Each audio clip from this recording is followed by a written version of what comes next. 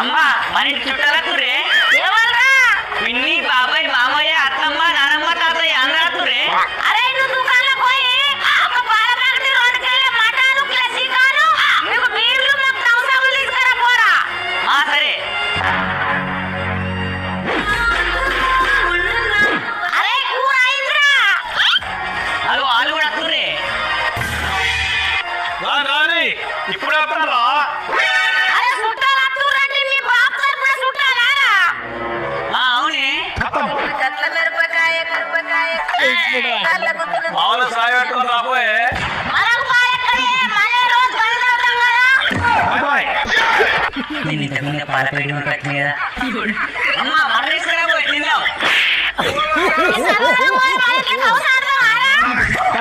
ఇయ్యాల మాకు ఒక్క పొద్దు కదా మేము అన్నం